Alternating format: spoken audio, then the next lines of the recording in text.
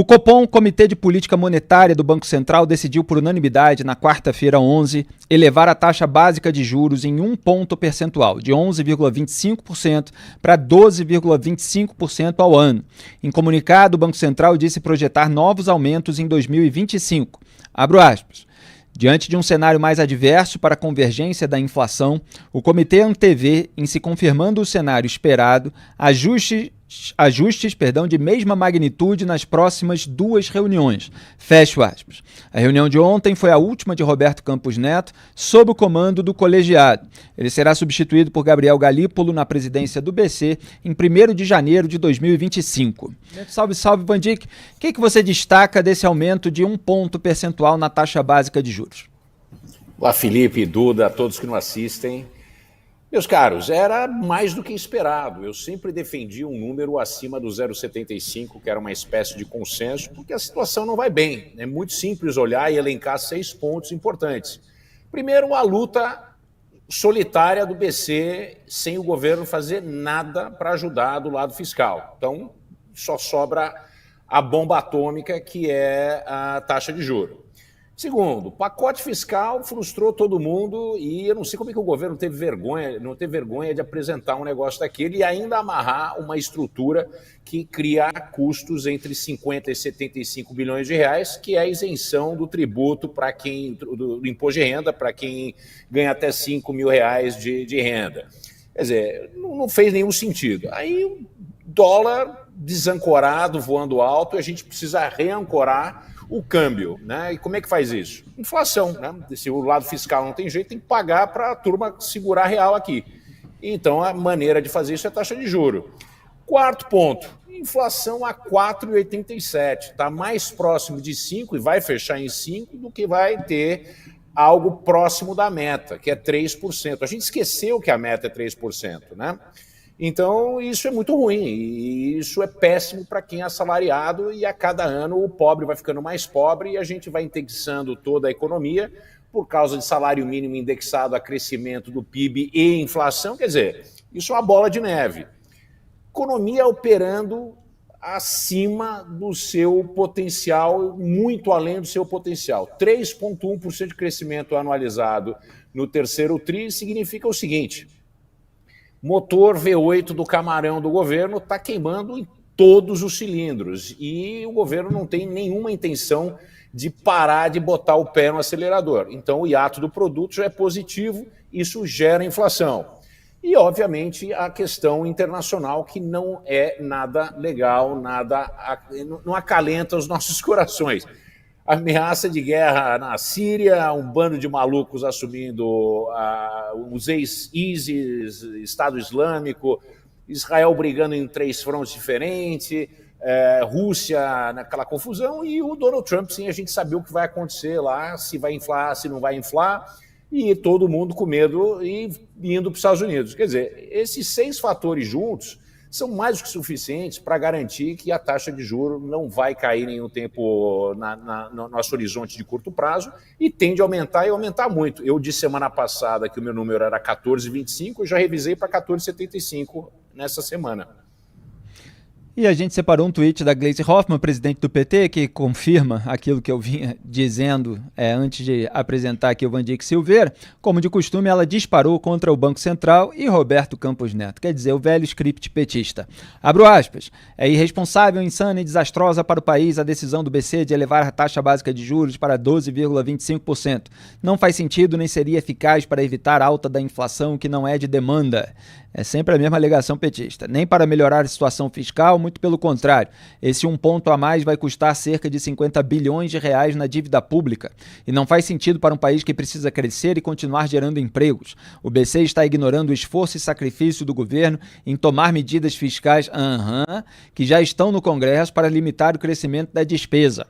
Mas é o fecho da trajetória nefasta do bolsonarista Campos Neto no BC responsável pela criminosa sabotagem à economia do país nos 2 primeiros anos do governo Lula. Quer dizer, está acusando aí o Campos Neto de um crime. Isso aí poderia até ser alvo de um processo por evento, em tese, crime contra a honra, algo nesse sentido. Sufocou a economia e o crédito e não cuidou da especulação com o câmbio, que era sua obrigação combater. Já vai tarde, Campos Neto. Espero que seu terrorismo fiscal também seja suplantado daqui para frente. Fecho aspas.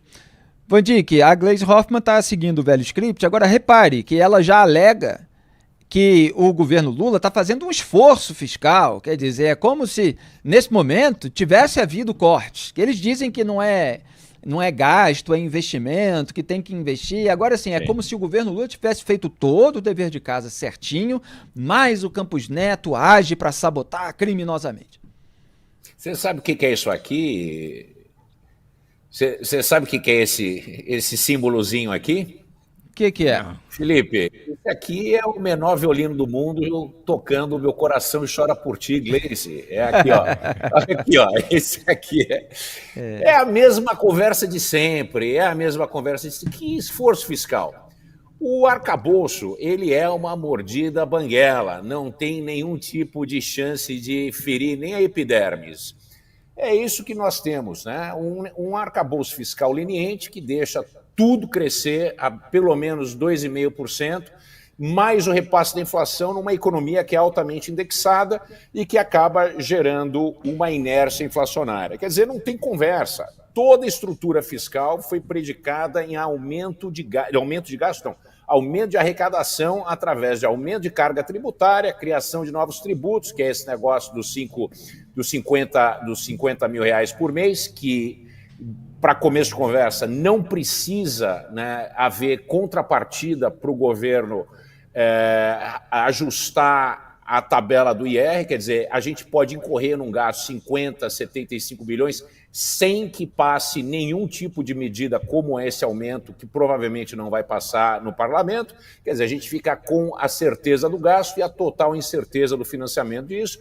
Vai para a viúva, né? O PT adora a viúva, a gente vai tirando dinheiro da viúva até que a viúva morre. É isso que vai acontecendo. Então, não tem nenhum sentido o argumento da Gleisi Hoffmann, é mais uma histérica, é uma senhora histérica que vive gritando, é o lobo, é o lobo, é o lobo, e quando o lobo, quem toma conta do galinheiro é o próprio PT.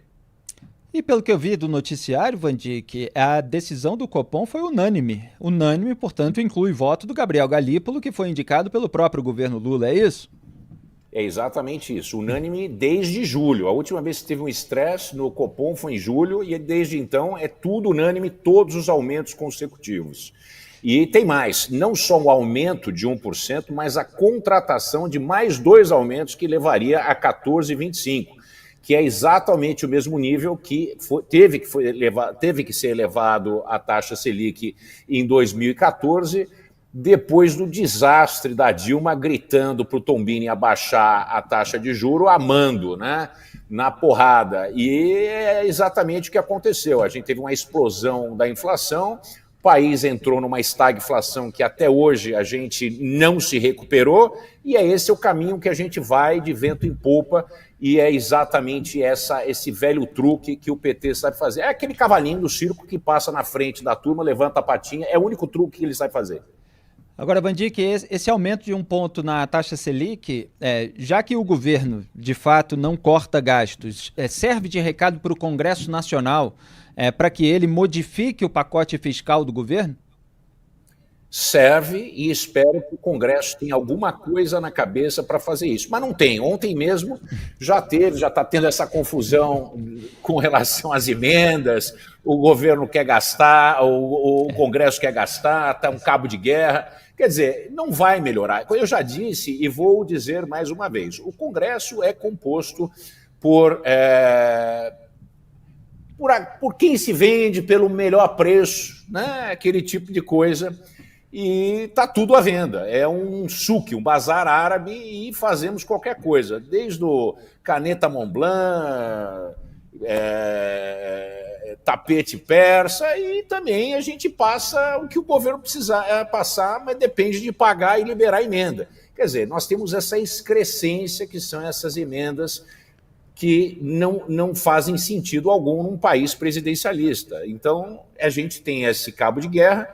O parlamento é responsável por 19% do orçamento, algo que não se vê em nenhum outro lugar do mundo, e a gente tem essa opacidade criminosa, porque isso deve ser considerado crime, nenhum lugar do mundo tem um negócio desse numa democracia. Então, o PT, que adora aquela conversa fiada de Estado Democrático de Direito, você já viu que todo sem vergonha sempre apela para o Estado Democrático de Direito, não é verdade? E principalmente o PT adora essa conversa, né? Quando é importante para o PT, é o Estado Democrático de Direito. Quando é importante para o país, a gente grita que estamos sendo vítimas de um golpe, aquela coisa toda. É a mesma história. E acontece com o Congresso, esse negócio de gastar aqui, gastar lá, e a gente fica com a nossa dívida estourando, a dinâmica da dívida, a cada 1% que se aumenta a taxa Selic, aumenta em 50 e alguns bilhões de reais, então a gente já tem contratado 150 bilhões a mais. 1,5% quase do PIB. Certo. E olha, minutos atrás, Vandick, o plenário do Senado aprovou a regulamentação da reforma tributária. O texto recebeu mais de 2.000 propostas de emendas. Pois é, todo mundo queria ali um benefício para chamar de seu. O relator Eduardo Braga, do MDB do Amazonas, acolheu mais de 650 de maneira parcial ou total. E após a aprovação, o texto retorna à Câmara dos Deputados para análise das alterações aprovadas pelos senadores. Eu estava vendo que foram 2.000, eu vou pegar esse dado aqui exato, porque todo mundo, Vandick, como costuma acontecer, quer algum tipo de benefício, quer 2.000 pedidos de benefícios feitos pelos senadores. Foi isso mesmo? 2.000. Brevemente aqui, antes do nosso intervalo comercial, sua análise geral sobre a reforma tributária. Uma excrescência total. Nós vamos ter nós vamos ter o maior IVA do mundo. Nós já estamos falando de 28,6% de IVA. Eu morei 27 anos fora do Brasil, muitos anos em vários países da Europa, eu nunca vi nada parecido com isso. E nós vamos ter um IVA de país acima de primeiro mundo, do zero mundo, como se a gente tivesse uma renda per capita gigantesca. Quer dizer, todo mundo conseguiu uma boquinha, no final da história a economia vai padecer, porque somos 70% de serviços. Grande parte desses serviços, dessas empresas de serviços, são micro e pequenas empresas que não têm a menor condição de pagar isso e vai todo mundo padecer junto. O bom mesmo é quando a gente voltar para a economia de cash e ninguém vai pagar imposto. Você se refere à alíquota padrão que subiu para 29%, é isso? Exatamente, é isso aí, a alíquota padrão. Eu também quero algum tipo de boquinha, porque já que está valendo para todo mundo... Tem uma lista aqui das boquinhas solicitadas, para usar a sua expressão, que na verdade são benefícios. Envolve, por exemplo, os setores contemplados: fabricantes de armamentos e bebidas açucaradas, produtos retirados na lista do imposto seletivo, sociedades anônimas do futebol, empresas de saneamento, companhias do agronegócio, serviços veterinários, cooperativas de saúde, funerários, além da Zona Franca de Manaus, região do relator, que terá benefícios ampliados. Estávamos falando aqui sobre o cenário econômico com o Vandick Silveira, que estava comentando a reforma tributária. Eu fiz aqui uma lista de alguns setores que estão sendo beneficiados. Houve 2.000 pedidos de benefícios por parte dos senadores, 700 emendas, 650 acolhidas pelo relator. Todo mundo quer um pouquinho de moleza, um pouquinho de mordomia, né? Essa é a dificuldade de fazer ajuste de contas em geral no Brasil. Vandick, agora falando sobre o dólar, ontem a moeda americana fechou o dia abaixo de R$6 após o anúncio de que Lula seria submetido a um novo procedimento para impedir novos sangramentos na cabeça. Vandick, a gente sabe que tem outros elementos aí que estão gerando certa reação do mercado. Você já citou alguns, inclusive, no primeiro bloco. Mas você entende que um estado de saúde ruim do Lula faz o mercado enxergar a possibilidade de o Alckmin assumir durante um tempo e isso pode mudar as projeções, as expectativas? Eu falo isso com cuidado no emprego das palavras, porque tem muita gente enviesada e tendenciosa que fica tratando o mercado como insensível. O mercado está celebrando que o Lula está passando mal, etc.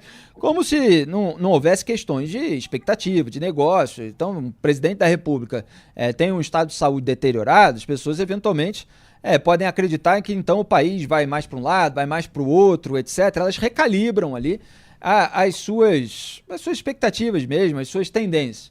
Isso é legítimo, não quer dizer uma insensibilidade, uma torcida, ou o que quer que seja. Agora, como é que você analisa? Há outros elementos? Isso pesou também? Felipe, tem que falar rasgado a coisa, né? Nós temos o Lula homem, pessoa, e tem o Lula presidente da República. Exato. Ninguém quer que o Lula padeça de nenhum mal, que sofra, nada disso. Muito pelo contrário, eu quero que o presidente volte são e salvo muito bem. Só que eu gostaria que ele fosse presidente lá na Venezuela, né? Como o mercado também quer. Que a melhor coisa que poderia acontecer no Brasil, para o Lula presidente, é ele não ser presidente. A gente já viu que ele não tem nenhum tipo de compromisso com o fiscal, ele está atrasando a reforma fiscal, ele tem escutado os aloprados do PT, que é Gleisi Hoffmann, aquela turma toda da ala política, né? As facções, as grandes facções do PT, que o PT parece... hinduísmo, né? Você pode praticar em mil diversas maneiras, né? E Guido Mantega, é verdade, eles têm um panteão. Guido Mantega, eu nem sabia que estava vivo, apareceu a semana passada.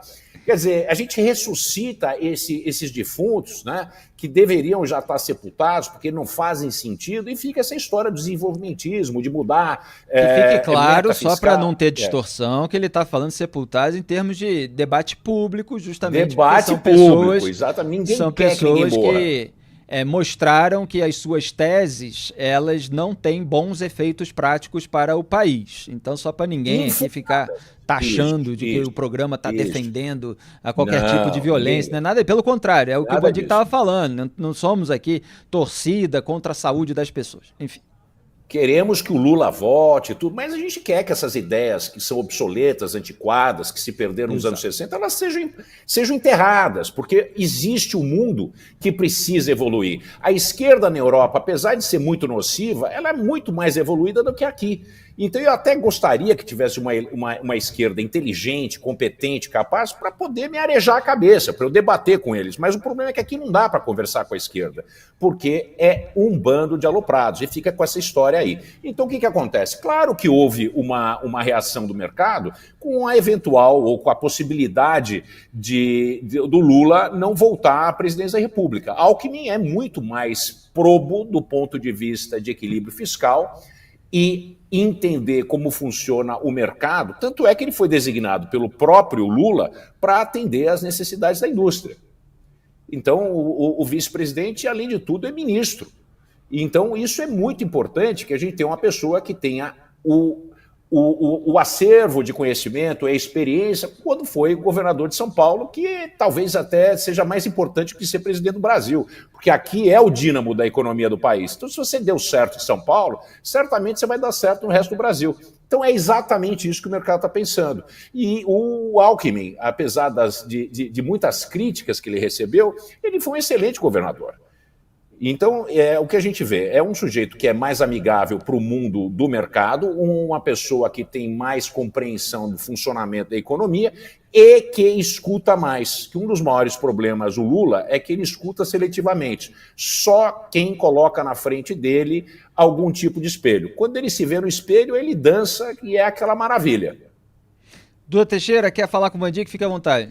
Mandic, um outro problema do Lula é que ele também não passa o bastão, né? Ele tem medo de que, de repente, se ele está no hospital já desde terça-feira, segunda-feira à noite, e o Alckmin não assumiu a presidência. Talvez o Lula tenha medo de que o Alckmin pegue e comece a tomar decisões, né? Sai ali debaixo do guarda-chuva dele. Ele prefere, quando é para passar a bola para o Alckmin, ele pega e manda o Alckmin lá para Teherã, né? No Irã, lá para posar do lado dos terroristas. Isso é a mais pura verdade. O Lula é uma pessoa que tem um ego gigantesco, tá? A gente vê a arrogância nele, né? É um sujeito extremamente arrogante, e eu acho que tem assim, até alguns desvios de personalidade do ponto de vista de ser faraônico, né? Aquelas histórias de ninguém nunca, eu sou a alma mais, e aquelas histórias que a gente conhece, né? Isso tudo tem a ver com desvios e questões de psicopatia, né? Não dá para mentir. Eu acho que até parte de ser político tem alguma coisa a ver com isso, principalmente do nível que o presidente da República tem que ser. Agora, se ele for maluco, se ele falar todo esse tipo de maluquice, mas for um sujeito que faça o país se equilibrar, ninguém tem problema com os arroubos. O problema é que nós estamos patinando. A inflação está saindo do controle, as expectativas estão totalmente desancoradas, inclusive para 2027. E isso tem a ver única e exclusivamente com a questão fiscal. Obviamente que o setor externo complica, mas se só fosse a questão externa e a gente tivesse tudo organizado aqui dentro, obviamente a gente podia fazer uma intervenção pontual no câmbio e tudo bem. Se fizer uma intervenção pontual no câmbio hoje, é dinheiro de presente para quem vendeu o real. Não tem como parar isso. Vandick, em relação à reforma tributária, a gente estava falando aqui dos muitos pedidos de benefício, muita gente querendo isenção. Esses benefícios, como é que você enxerga? Tem alguns que são legítimos, que eles ajudam a rodar a economia de alguma maneira, que eles trazem um benefício? Há estudos sobre isso, ou deveria haver?